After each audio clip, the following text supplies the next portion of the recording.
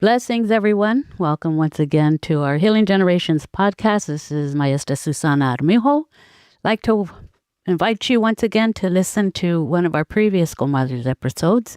We are featuring our very own Comadre, Rosa González. She is a powerful mujer whose teachings are very relevant to all of the things that we're facing today. So we hope you enjoy it. Gracias.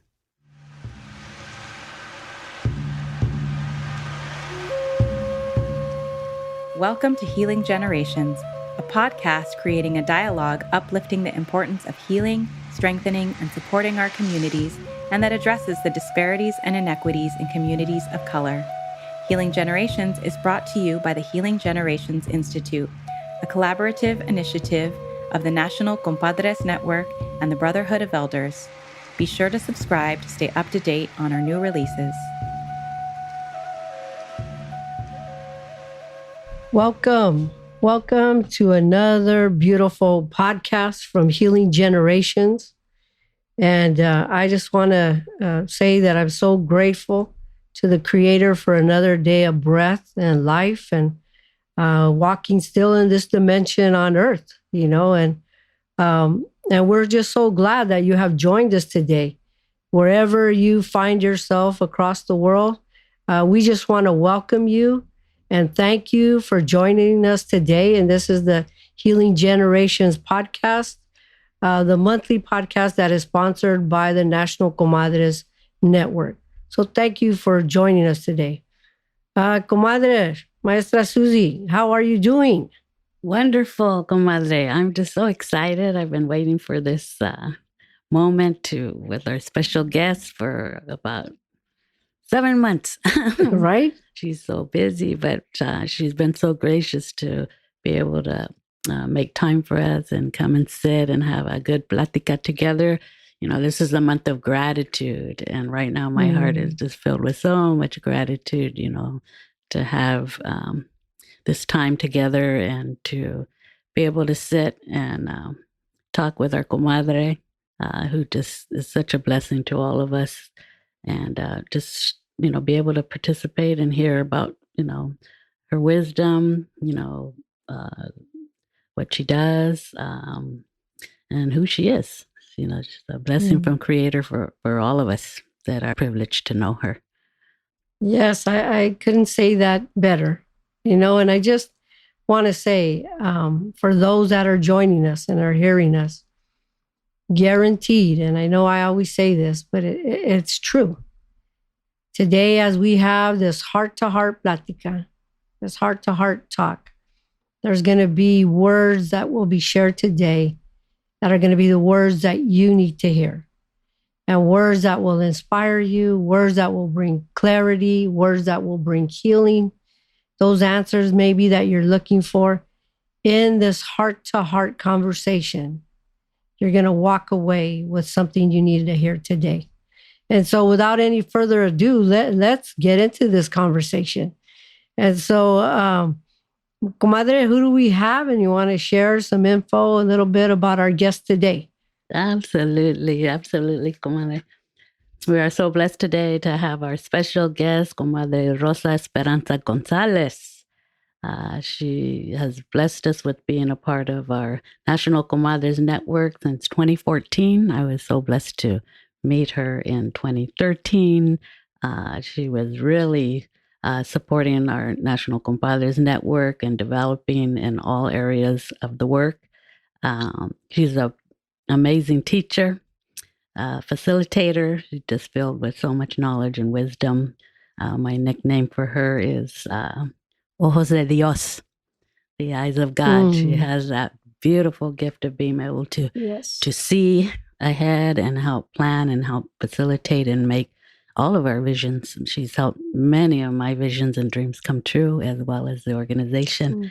Just been so blessed to be able to sit with her in so many círculos for healing, working with our mujeres and our young girls, many ceremonias, as well as developing and working on projects together.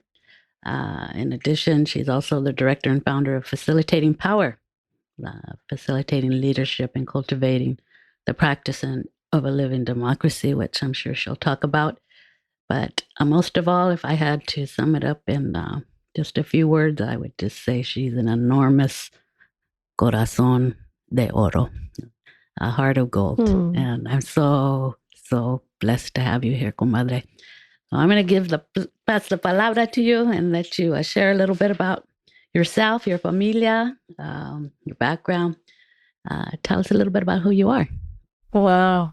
Thank you so much, compadre. So I know this is just audio, but if you could see me, you'd see my smile from ear to ear. I just feel so blessed to be here with two just incredible maestras who've been such a blessing in my life. And then to be here with everybody that's listening, and knowing that we're all connected, and through our life lessons, through our teachings, and through our corazones. So what a blessing.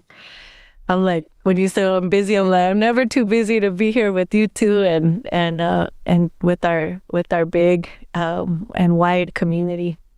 Let's see. Yeah, Rosa Esperanza González. I'm the daughter of Meredith Moore and Jorge González. I'm the wife of Luis Chavo Juarez. And we live in Salinas, California, which is the lands of the Ohlone Costanoa Esselen Nation. I grew up just down the way in Chumash country, also here on the central coast of California. And background, my people are Mexican from Mexico City, Maya Quiche from the western highlands of Guatemala, Chichicastenango specifically. Let's see, from Europe, Spanish, Italian, and Irish. And I think, most of all, my people are all of us who are working in our way, in our own ways and different ways to repair the harm that's been caused by colonization, by slavery, by the exploitation of workers, the extraction of resources, all of those sort of desecrations of the sacred. Everybody that's working to repair that harm in some way. Those are my people. What else can I say? Well, let me help you here, because I know a little about you.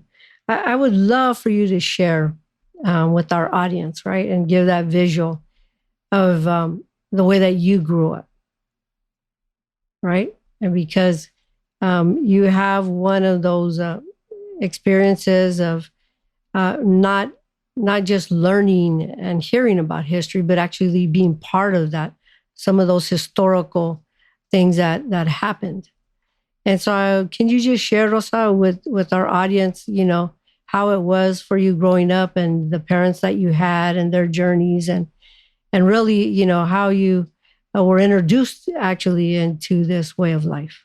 Yeah, my parents met in Santa Barbara, California, at the Casa de la Raza at a United Farm Workers Support Committee meeting. And they started organizing together around the farm worker struggle and around local labor issues. And, they didn't stay, my parents, they were only together for the first 2 years of my life. But in those first 2 years, they were so active. All my formative memories in those real formative first months of life, those first 24 months of life, there was the big thing was solidarity work with the local garbage workers who were fighting for their right to organize and form a union, and they were all Mexicano workers. And I think for a lot of folks that grew up, post 60s, 70s era, I mean, we still see the injustice, of course, but we could forget what it was like, before all of the organizing work of the 60s and 70s, which of course are rooted in the organizing work of previous generations and are carried on by our current and future generations. But that was a really pivotal moment for so many non-white peoples here in the U.S. and for our raza to feel, wait a minute, I have the right to organize, to feel that dignity and to step up. Before that, it was like you assimilate or you keep quiet, you join the military, whatever it is, to get by. And so I feel that was a really pivotal moment. And this one, little labor organizing moment in one small place in California, it was an example of that bigger shift that a lot of was sparked by the farm workers, who were one of the most disrespected workers, standing up and having the courage to face, big ag, which holds so much power in our state and across many states in this country and globally. And so there was a big strike, lots of marches and protests, and my whole family was involved.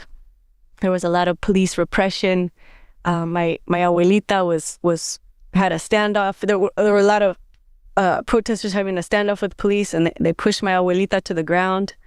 And I would hear, I was there, I saw it with my little young eyes, but also always hearing her, share that story and other stories of being willing to stand up in the face of that kind of repression, and seeing the courage, the bravery, and the unwavering commitment, there with my abuelita, and my dad being somebody that came to this country when he was about 12, and getting to see, that was in the 50s, 60s, getting to see what life was like, how students of color, how Black and Mexicano, Chicano students were treated within the schools. And he became a major organizer and activist for educational justice, educational access, one of the founders of MECHA, El Movimiento Estudiantil Chicano de Aztlán, helped write the Plan de Santa Bárbara, etc. So, when my parents separated when I was 2, I had the experience of growing up with a single mom who, just worked really hard to make ends meet, and sometimes, faltered, turned to alcohol at times to deal with the stress, but yet was carrying that commitment to justice in our society. And then my dad, who really was more of a mentor than a dad when I was a kid, and I would go and stay with him, and it was always just meetings and marches, and then the times that we would have together, he would use those times as a way to help cultivate how I saw the world, giving me a bigger view of the world than he knew I would gain in our public schools as a Chicana student, or as a student of any ethnicity, because we know our schools don't teach us the whole history, and in particular they leave out the histories of our people. They leave out the history of Black Americans, of Asian Americans, of raza, of native peoples. And so I gained that. I had a whole other education going on outside of school, and I really didn't like school, but I had this motivation. I was taught that getting that education, getting that degree was a revolutionary act, and it would give me access to the kinds of influence and decision-making power that could help begin to transform the system. So that's what motivated me to invest in my own education, mostly outside of school. And then I would be in class questioning, and it was really having that critical lens. I feel like that's what allowed me to move forward in school, because I didn't feel like my job was to get the right answer. I felt like my job was to be a thinker and to gather knowledge and to question all that wasn't right in what we were teaching. What we were learning.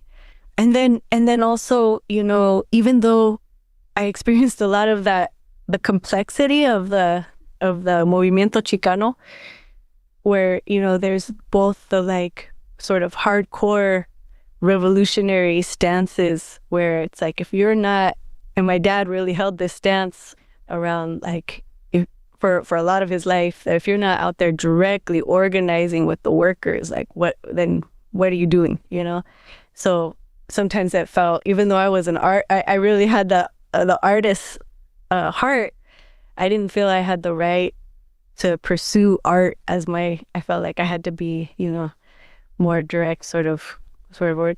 And yet I also got to experience so much of a cultural organizing and the reclamation of our indigenous consciousness through the same, Movimiento Chicano, and through the solidarity work with Native people of the North. So at 12, my stepmom took me to my first sweat lodge ceremony. That first one was all a community sweat, and it was Lakota. And the first thing was to be sat down, with Jack and Mary, who were the hosts of that sweat, and taught everything about, how the sweat lodge functions, all the protocols, the deeper purpose. And so that was one of the best educations that I got, at that critical age of coming into my young womanhood. And then my second sweat lodge ceremony that also my stepmom brought me to was a women's sweat. And to be able to sit with there in Círculo inside the lodge and to witness the truth-telling, the healing, the tears, the laughter. And I felt my heart open up, and I felt, we have the capacity to heal ourselves and each other by opening our hearts and just being witness to each other, and then of course with the good medicine, they're in ceremony. So I feel so grateful. There's a lot of sacrifices of growing up as a kid in movimiento space. You don't get a lot of direct parenting, but I feel so grateful for all of the teaching, and for, being able to get that alternative education that helped me see, there's a whole other way. This is not the way the world needs to be. And I feel like that's the biggest lie that we're taught, is like, this is just the way it is, or greed is just human nature, and that's not true. Our people have lived in balance with each other, with our ecosystem, with all of our relationships for thousands of years. And I feel so lucky to have, been shared and given glimpses of that at a young age. Gracias, comadre. You've been so blessed to have so many powerful maestras and maestros in your life from such a young age. And even now, you've been able to connect with so many mujeres and just continue to learn, to do your own healing, your own development. You never stop striving to learn more and understand more.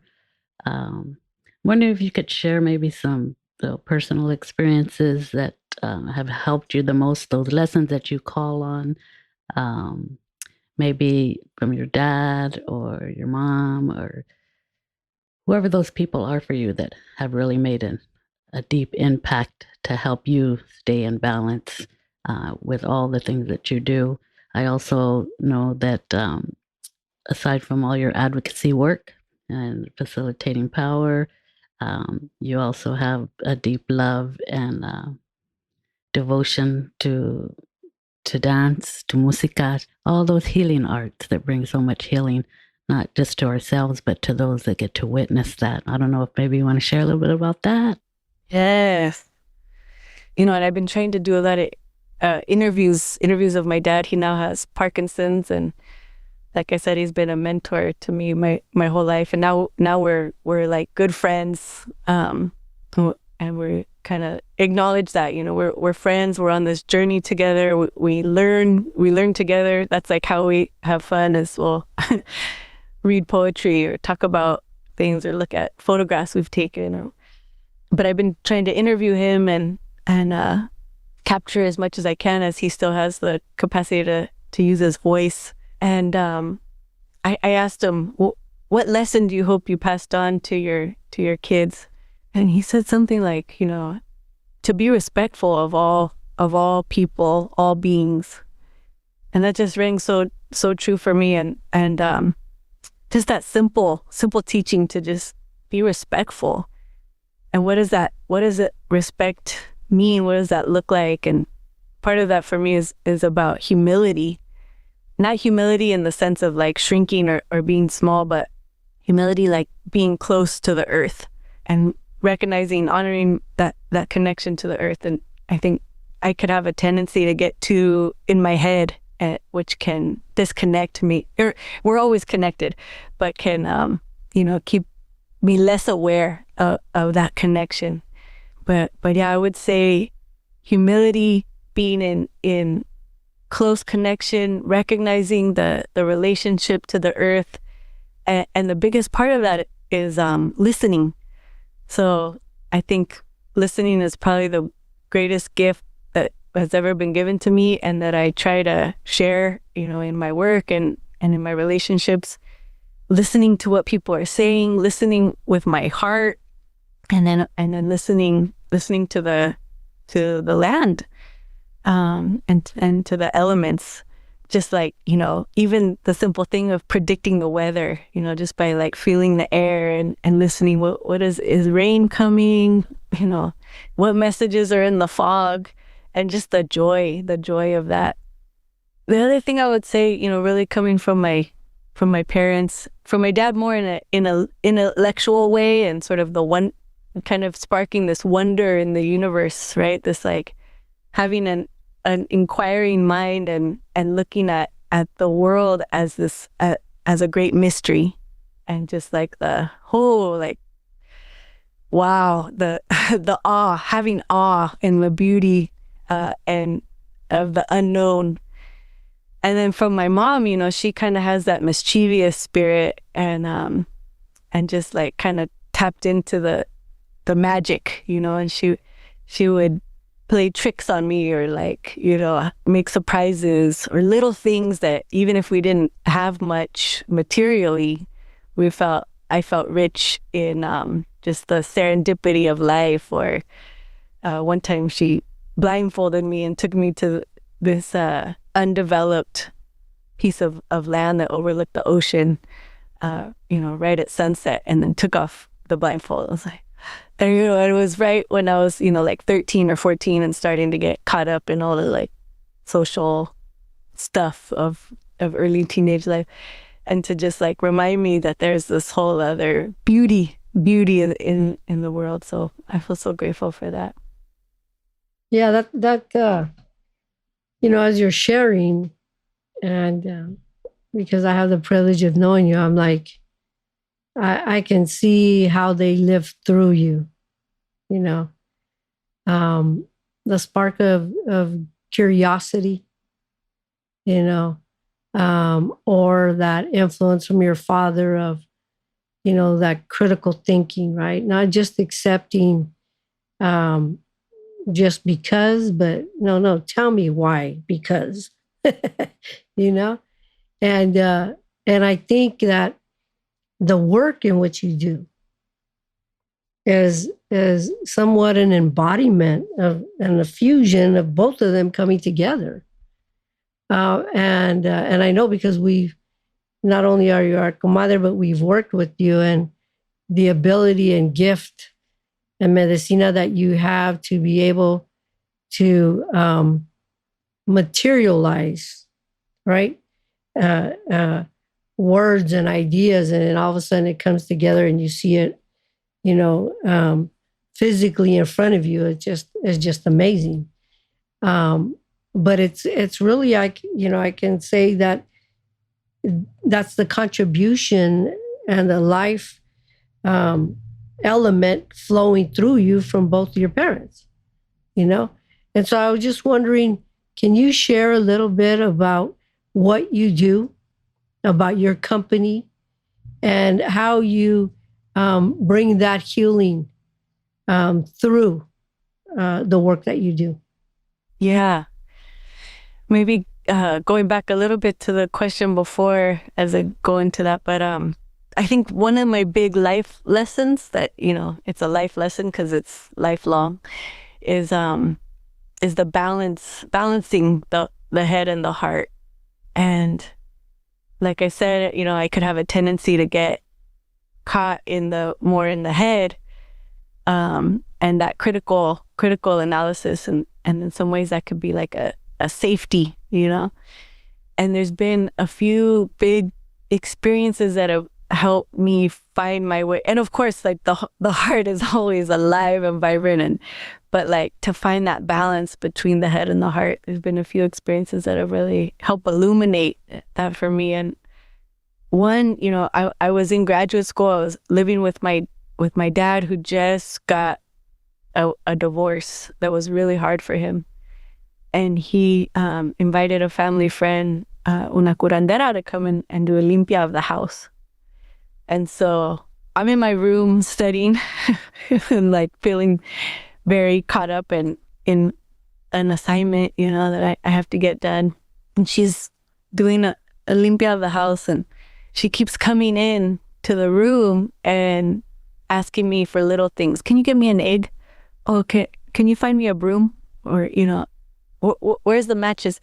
But just one thing at a time. So like every 5-10 minutes, I'm getting pulled out of my computer and these books and all this stuff.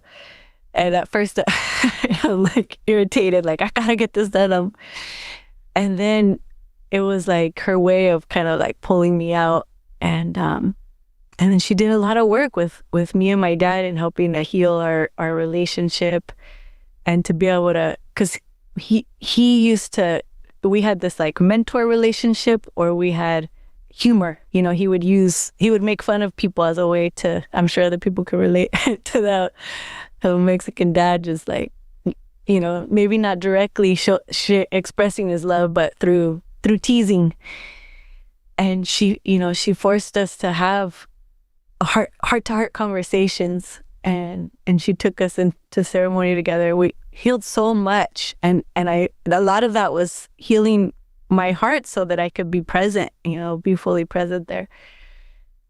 And then, you know, through teatro, you brought that up, Maestra Susie, that I did not seek out teatro. It like, I got pulled in, and my padrino, who's a poet, kind of like pulled me on stage to read some of my poetry. And then somebody who I knew who was writing, had a theater company called Del Pueblo, wrote a play and asked me to participate. And I was kind of shy, more of a, you know, introvert, not trying to be a performer. But and it was like, creator was like pulling me out and into my body, because so much of theater is about being fully present in my body, and then the play and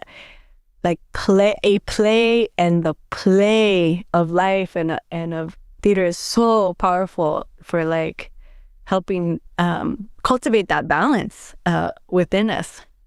So I feel so grateful for the friends, community, maestros who gave me that gift. And really, you know, all of that is just, creator works through the people in our lives to help us, give us what we need, you know, to cultivate that balance, if we so choose to accept those invitations. And so the work that I do, it really brings all of that together. And, you know, for a long time I was a teacher. I was part of the, you know, extension of the gifts that I was given as a kid, to cultivate a love of learning and to question, not take things at face value. And then the idea of education as the opportunity to give back to your own community. For me, the way that manifested was to become a teacher. And so I taught in San Jose and in East Oakland for about 10 years. And I was really committed to making sure that, you know, the curriculum that we were learning, I really creating my own curriculum, pulling from many sources, was a reflection of my students, of their histories and their creativity. And, you know, my students were mostly, you know, Black, brown, Southeast Asian.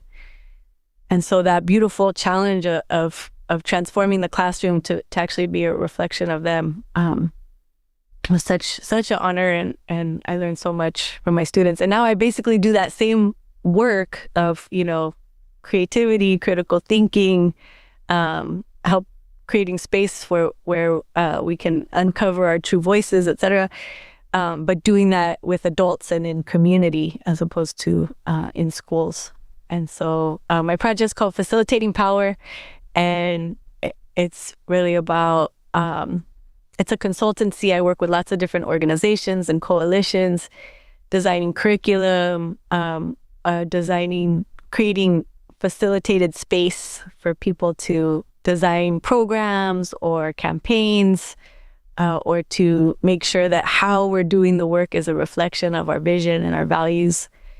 And the vision that guides me in that work is a vision of a more living democracy and the power of the collective to assess our own situation, develop our own solutions, and put those into action together. And so a lot of what I've been focused on the last few years is community-driven planning. Right now, the dominant way that planning happens is within government or within corporate firms who create policy and plans that then dictate how resources flow and what life looks like in our communities for decades. So what does it look like when communities reclaim that power to design the world that we need, or to develop or identify the priorities and the solutions that are right for our own communities? And so that's part of that healing, repairing the harm that's been caused by people being pushed to the margins of decision making. What does it look like when we reclaim that? And part of what it looks like is teatro and art and dialogue and healing and connection, coming together in circle. When communities do planning, that's what it looks like. And then some of that can then get translated into policy or whatever. But what would happen if all of our communities reclaimed that power? It would transform what governance looks like, as from something that's top down to something that's bottom up. And that's what, that's a gift and an insight that has come to us from our ancestors, who came together in council as a way to assess what are the opportunities on the horizon, what are the problems we face, and how do we want to approach those together. So that's the focus of facilitating power. And you're so good at it. So good at it. You've taken the Comadres Networks to so many levels. Just being present and just for the knowledge that you share. And we've been so blessed in that way. I'm wondering that you're talking about on so many different levels in the work that you do, from what you see, because you work with so many different people, so many different communities. What are maybe some of the maybe 3 or 4 issues that you feel are consistently missing? Whether it be a point of view, whether it be resources, whatever it is that kind of is creating blocks for our communities to come together and unite. I mean, we could probably say a million different things, because all of our neighborhoods and communities are suffering with some of the same things. But what do you feel from a cultural lens of a foundational pieces that are missing, those links that are missing, so that they can get past that and continue to grow? Yeah, I mean, we could look at that through the physical, emotional, intellectual, spiritual levels. And obviously on the physical level, the lack of the flow of resources, right? Because our systems are set up, have their roots in colonialism, they're all set up to extract labor, extract resources, and concentrate them in the hands of a few. So we don't have a healthy flow of resources across. There's plenty of resources for all of us to thrive if they were in flow, if they flowed more evenly across more people. So that, on the physical level, that's a material level, that's the way. On the intellectual level, I feel that one of the biggest blocks is there's an imposed mindset that's rooted in white supremacy that's got, these elements, these ways of thinking that are like yes, no, black and white, binary, either or. And it keeps us from seeing the big picture. People are either superior or inferior, as opposed to like our interconnected relationships. Or it's either this issue or that issue, and they're put at odds with each other, as opposed to like, wait a minute, we can solve all of that if we look at what are our common values and our common goals. So there's just this mindset that, also contributes to people feeling like, oh, my voice isn't worthy of that. It's only those only visionaries have vision, or only policymakers make policy, or only teachers teach. No, we all have something to teach, to contribute. All of us have the wisdom of our lived experience, which is what should inform how policy is developed, what the priorities of the community are.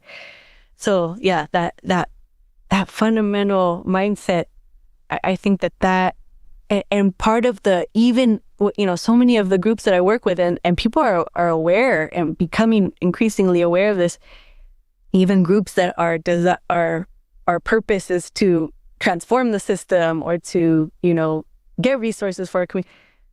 Our whole organizational structures, being dependent on philanthropy, et cetera, it's all rooted in those mindsets. And so it's not just like a white thing, or only those people have it. We all, because, school is also reinforcing it on a daily basis. The media, we're bombarded with a mindset that keeps us blind to our own power, the cultural wisdom and knowledge that's needed to actually solve some of these bigger issues like the climate crisis. We possess that. Our communities possess that knowledge. But because of that sort of either or mentality, superiority, inferiority, that sort of separation and supremacy, it's blocking the flow of knowledge, of energy, of capacity, of like just that human capacity we need all of us on deck, cleaning up our communities, bringing people together, figuring out how we're going to clean the water, how we're going to make the water flow in a good way, how we're going to make sure everybody has access to Wi-Fi or healthy food. We need to all be, but yeah, we get stuck. And I think healing and questioning that fundamental mindset is one of the big steps that we need to take. And then the other piece, and part of why one of the many, many reasons I'm so grateful to be a part of the National Comadres Network and be connected to such beautiful and brilliant maestras such as yourself, is the lack of acknowledgement of spirit within us, between us, in everything that we need to live. And that's something, I hold in my heart and is like operating under the surface in terms of how I do the work that I do. And yet that's one of the biggest questions, like how can we more fully integrate that acknowledgement of and presence with the spirit in all things, non-religiously, just about like, and I think I've heard you say it before, Maestra Deb, of that which gives us life. How can we be honoring that in all that we do, in an explicit way, in a way that brings us together? On this journey, right? It would be great if it was just a smooth ride. Mm-hmm. Mm-hmm. Well, I mean, we think it might be great. It might not be that exciting, actually. But I'm just wondering, because you have been involved in a lot of things, and some really, monumental and very challenging things at the same time. And I'm wondering if you could share an experience to where, you thought, I don't know if this is going to make it. I don't know if we're really going to be able to do it, or even if you had doubt. But somehow, because of these principles, because of digging and connecting, to our ancestors, or culturally, or connection of the heart, somehow that challenge or that healing was able to happen, in that situation that I was like, oh my God, are we going to be able to do this or not? Could you share one of those experiences with us? Well, one, I feel like those are happening every day on some level. It's like, every day are we going to make it? My own relationship with my partner has felt like that. And, we both have a lot of fire. Mm-hmm. And for a long time in the first, however many years of our relationship, if I was mad, he was more mad, which would make me more mad. And it just felt like we're stuck in this like huge fire that just kept growing. And, we would just tire out. Like that was the only thing that would stop the fire from. And so, and then similarly with my own sort of workaholism and, just like, how am I going to get out of this rat race of like always, running my engine too long or whatever. And it was through ceremony. Ceremony is what brought me and my partner together, and then through meditation and calming the mind, which I had never thought that I would be able to do, because I was always just like running. And through like that consistent daily practice. And I was lucky enough, like you said, maestra, somehow like maestras will come into my life, and whether they're there long term or it's like creator comes and just says, hey, have you thought about this? And then it's like, oh. And a maestro came into my life and showed me how to meditate and how to be consistent, and just to calm the mind every day and tune in to myself. And then it got me out of those vicious cycles that were like draining my energy and putting me on an unhealthy path. It helped me where I thought I couldn't get out of those. It helped me reset. My partner, my husband, sees this. He also starts, and then that 100% has saved and sustained our marriage and our relationship. And I think it's the same thing with organizations that I've worked with, where it's like, how are we going to do this? And it can feel impossible when there are so many tensions and competing interests. But then we'll just take a moment to step back, to take a breath, to take a collective breath, to expand our field of vision. Space, we talk about the 4 elements: water, fire, earth, air. Space is the 5th element in which all of those 4 elements exist within. We're made of space. We exist within infinite space. And when we take that time to connect to space, then I think it opens up so much possibility. And then it's through connection, commitment and connection to one another. Which is already there. I think we have to cultivate, we have to nurture our relationships, our connections, but I think we assume that they don't exist and I've got to somehow make a connection, but the connection's already there. It's just, do I have the eyes to see it, And in 2017, Trump got elected. There was a whole series of really intense storms that I think followed some of the fires before that. So there was like mudslides, and where we lived in San Jose, there was the creek flooded because hadn't been cared for. They didn't have the monitor system set up on the big dam nearby. It overflowed the creek, and it flooded the Vietnamese and Spanish-speaking neighborhoods. All the other neighborhoods, somehow their sewage systems were functioning, but in our neighborhoods, it was a massive flood, and with no warnings, and definitely no warnings in the languages that the majority of people spoke in those 2 neighborhoods. So there were abuelitas who were, having to wade through contaminated water to get out. It was intense, and our basement completely flooded.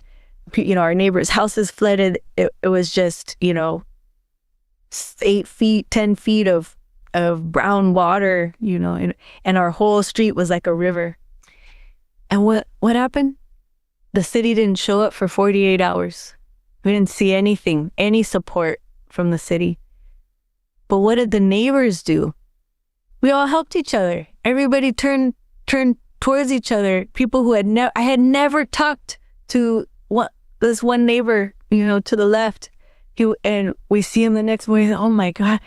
And he's like, we're always working. We don't take the time to get to know our neighbors. And we just, we rented a pump. We shared that pump with everybody that we could around. Somebody else had a high pressure water hose that could get the mud off the houses and the cars. The neighbors across the street, their house was a complete goner. And they were coming over and helping us move our debris, and it's just like that power of human connection. And it took a year to recover. And sometimes it felt like there was no way, but I think just that sense of, seeing yourself in each other and that willingness to help, that spirit of service, of connection, of community, that just like pulled us out. And you hear that over and over again in the big, floods and crises. It's like you think no one notices you or that your neighbors don't care about you, but then, there's a flood or a fire, and all of a sudden it's like we show up and we help each other out. And that just, so one of the things that happened during that was I just kept, because of having that practice of ceremony, of meditation, of connecting to the self, we're going through all that. And I just, every day, just what am I grateful for? And just counting all of the blessings. And there were so many, it was infinite blessings were all around us through that whole time, even though we couldn't live in our house, even though it was like people were breaking out with rashes from the contaminated water, so much stuff destroyed. Something about being in gratitude every day, I was just so alive. And I was walking through, the floodwaters as they were receding, and I was just noticing the elements, and all of a sudden this image popped into my mind's eye, and it was a central orb, like a light or orb in the middle, circle in the middle, and then 4 arms coming out from it that were twisted so it's like a moving, and it was just like so clear, and it just spoke right to me that like that was my purpose or something. And it was just in the form of this symbol. And so I was like started journaling and thinking about that. What is this? And the swastika or whatever was co-opted by the Nazis and put in reverse. But that's a sacred symbol of many indigenous cultures, and it represents that what does true balance look like and feel like? It's when all of those elements are in dynamic relationship with each other. And I just saw like, oh, that's what I'm here for. I'm here to help with other people, help bring our systems back into balance, and that's our body. Our body is a system. How do I balance the elements within my body, my mind, our social systems? And it's all about, attending to the relationships and the connections between the different elements, the different players, so that water can flow right, so that resources can flow right, voice and power can flow. And a lot of times it's like that, right? Out of crisis comes awakening, knowledge, insight, new connections. Many blessings. Many blessings. Many blessings. Awesome. Well, it's obvious you just have such a worldwide vision of what we knew, those missing pieces and links that we need to cultivate to help us all find that balance in our own communities, with their families, with their children. But as we all know, as with healing, it always begins with ourselves. I'm wondering if we could get a little up close and personal. And what does Rosa do? What helps Rosa with everything that you do and all the service that you provide for so many people to help make their dreams come true? what is it that grounds Rosa? What helps Rosa's connect and find her balance with her cari corazón, her head and her heart? Because I know a lot of people that the preference is to stay on the head, because you're right what you said. It's a safety place. It's safe. When you move down a little bit below the neck and start approaching the heart, it's like, no, I don't want to drown. Go back up. Come back up for air. It's kind of intimidating when we're not used to residing there. But I know there is no way that you can do the work that you do without being connected to your heart and receiving that guidance and that medicina from Creator and the ancestors. You have to be able to know how to access that. I wonder if maybe you would be willing to share how you do that. I know you've shared the meditation, and that's big, and that's very important for you. And I've witnessed that in you, and I know it really helps get you out of your head and just let your mind go out, and so you can open up to receive those messages. I wonder if you want to share, if you're willing to share, what are some of those other things? Because I think there's a lot of us, just naturally as mujeres, we just get on that hamster wheel and we stay there. Yeah. And that begins to be home. That's normal, but it's not normal, but it becomes our normal. But how is it that you've been able to find that balance? Yeah, I can relate to that hamster wheel so much. And, the meditation, it gave practices daily. And I can't emphasize enough the importance of consistent. It's not like, oh, I'm going to go do a meditation. No, every day, just like I know both of you pray every day. It's not just like, oh, when times are hard, I'm going to pray. The everyday commitment to that dialogue with Creator. And one of my teachers has said, prayer is talking to Creator and meditation is listening to Creator. But, at first for me, it was just having that consistent place to go. And then over time, it's become more like this relationship with God, with Creator. And, I'm not a religious person. I grew up with ceremony and some of those fundamental teachings of Tlokenawake, like recognizing and honoring that great spirit and seeing it within us and out.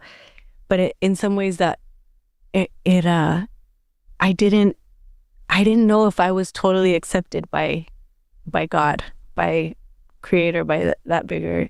And I realized through meditation that was a huge block for me, was like that I had to prove. Somehow I was trying, subconsciously I was trying to prove my worth to myself, to God.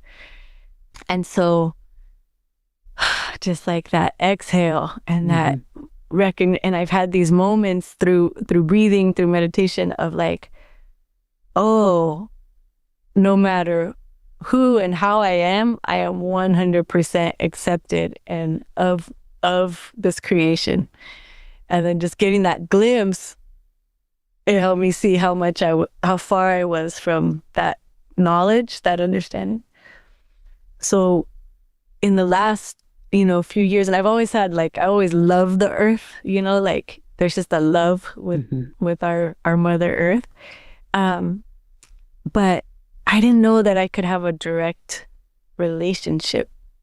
And the beautiful thing about the earth is she's that unconditional love. She's just a complete embodiment of that unconditional love.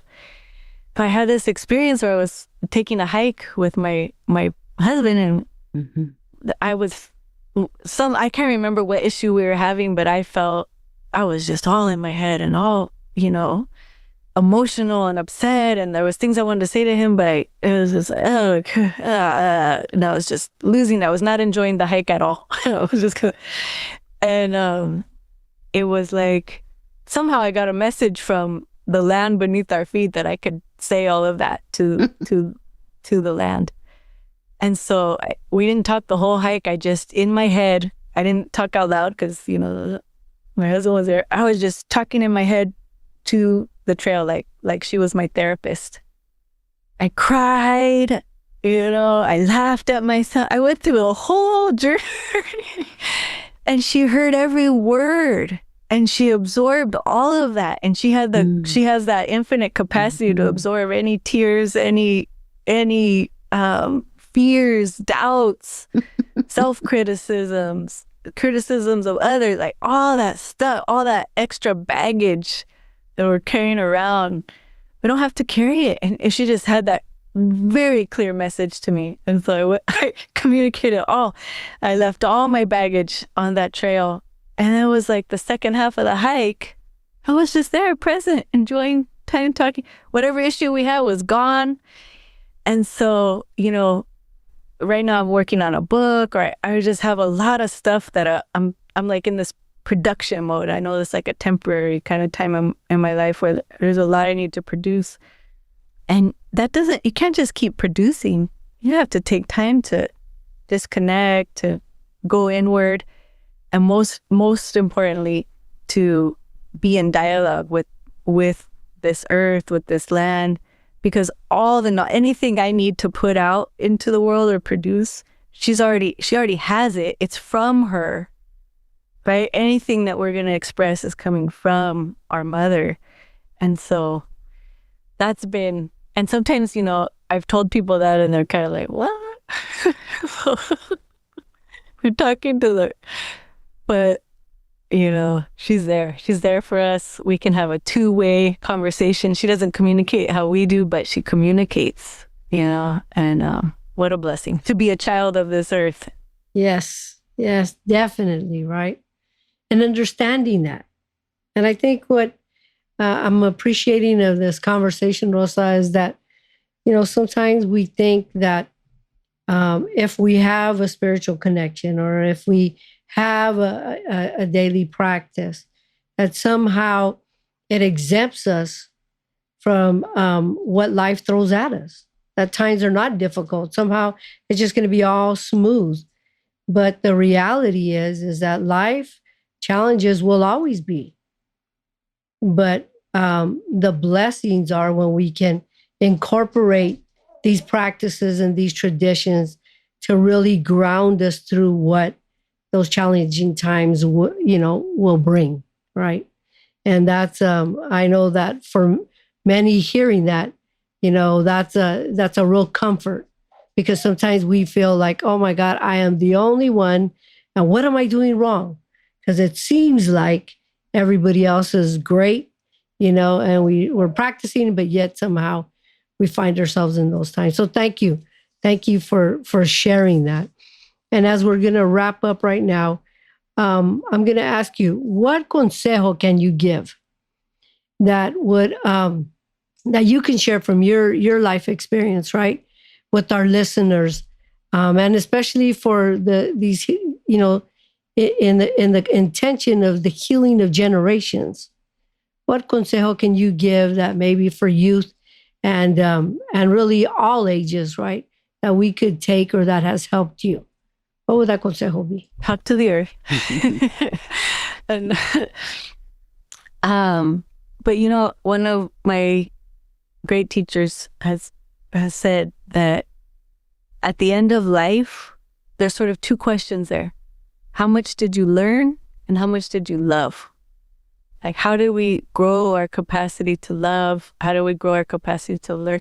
Not new information, but like wisdom, like that learning that helps us grow on a deeper level.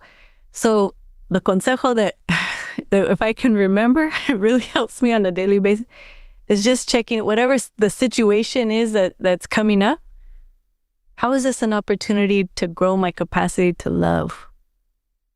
Or where is the opportunity to grow here? And just bringing it as a curiosity. It's not about taking oneself too seriously. It's like, what? Just how is this helping me connect to that great mystery? Beautiful. Well, I certainly want to thank you. Thank you for sharing your time with us, and just I know you really minimized that you don't have things to do. You are booked, lady, every day. I know, so we're so grateful for this time that you have spent with us. And also, to everyone listening, we're so grateful that you have chosen to spend this time with us too, because you too took time out of your busy schedule to join us here today. And as we're ending here, I just want to remind our listeners, this is hosted by the National Comadres Network. And if you want more information, we are on the National Comadres Network website. And if you look under Women and Girls Work, you will find us there. We have other things that might be of interest to you. So please check us out and like us and love us and do all the little signs on social media that will help us out here with our podcast. But Comadre, was another beautiful podcast, spending time having this heart-to-heart with our Comadre Rosa González. And yeah, it's another wrap for another podcast. So with that, this is Maestra Debra Camarillo thanking you for joining us today. And Maestra Susana Armijo, my heart is filled with gratitude. Gracias, Comadre Rosa. And with that, we'll say bendiciones until the next podcast. Adelante. Thank you. I love you. For more information about Healing Generations and the Healing Generations Institute, visit nationalcompadresnetwork.org and be sure to subscribe to stay up to date with our new releases.